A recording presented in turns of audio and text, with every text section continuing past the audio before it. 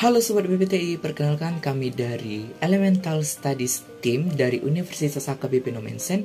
Sebelum kami mempresentasikan hasil riset investasi kami akan memperkenalkan diri kami terlebih dahulu. Saya Andreas Sebastian Sitompul selaku ketua dan rekan saya Angel Octaviana Hareva dan Pedro Siringoringo.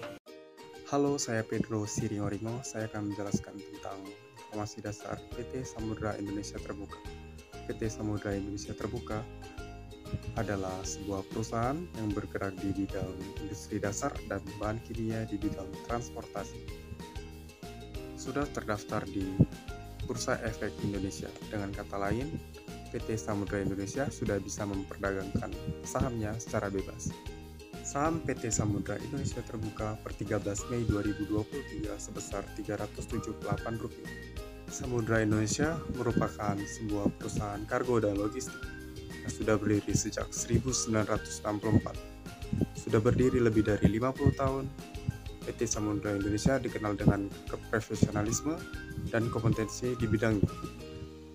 Samudra Indonesia mempunyai 5 layanan bisnis, yaitu Samudra Shipping, Samudra Logistik, Samudra Ports, Samudra Property, dan Samudra Service untuk menyediakan layanan bagi pelanggan.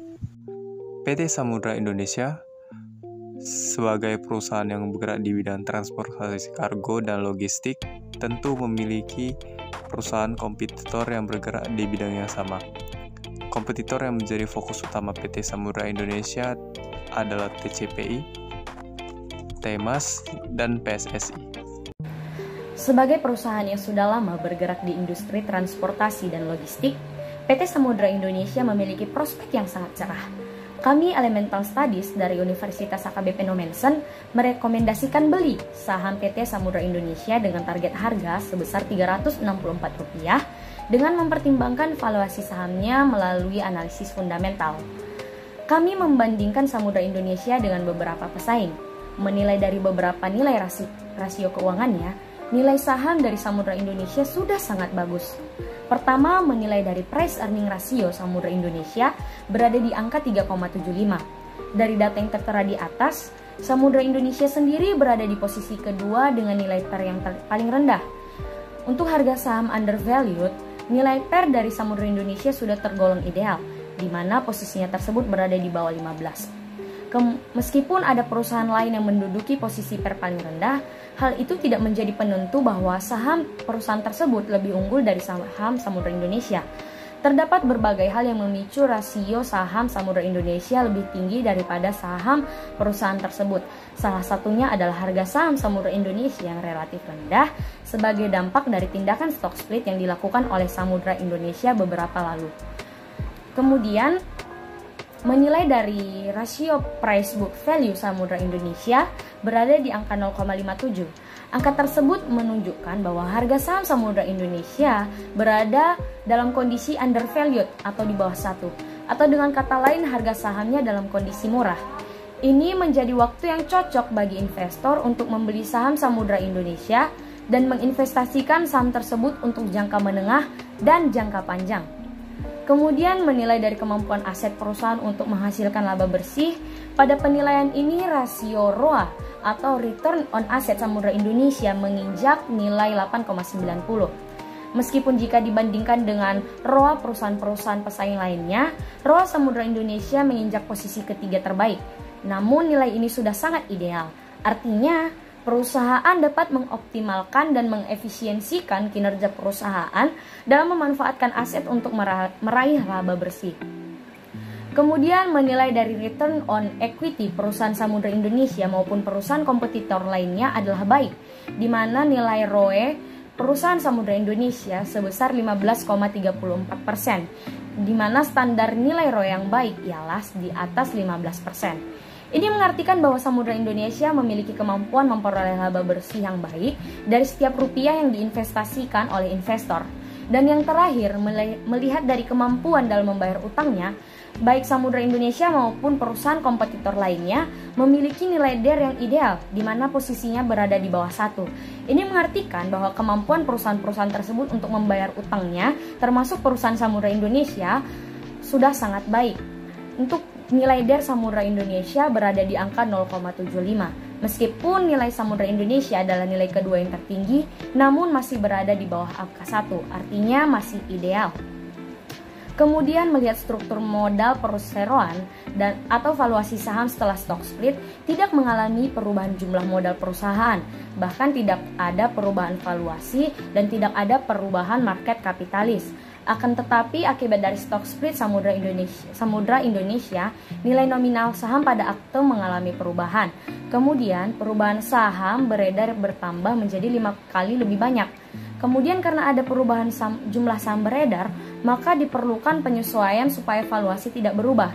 Seperti misalnya nilai EPS yang sebelumnya juga harus dibagi dengan 5.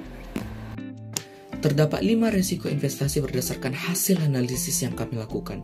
Yang pertama adalah investor beranggapan bahwa SMDR merupakan perusahaan yang sudah tua dan sudah berada di keadaan bisnis yang sunset, sehingga seperti tidak mempunyai masa depan untuk lebih berkembang. Yang kedua adalah investor beranggapan bahwa SMDR melakukan split karena perusahaan mengalami kesulitan sehingga memerlukan tambahan modal. Padahal manajemen SMDR optimis potensi pertumbuhan perusahaan di masa depan masih sangat besar, sehingga SMDR memberikan kesempatan kepada seluruh lapisan investor untuk bisa membeli saham SMDR dengan harga nominal lebih murah untuk potensi gain di masa depan. Yang ketiga adalah jika apa yang dikatakan oleh grafik acuan BDI atau Baltic Dry Index tepat bahwa SMDR sudah anjlok, padahal SMDR masih dapat keuntungan yang lain karena SSL adalah bagian dari SMDR yang masih berkinerja baik menurut Baltic Dry Index.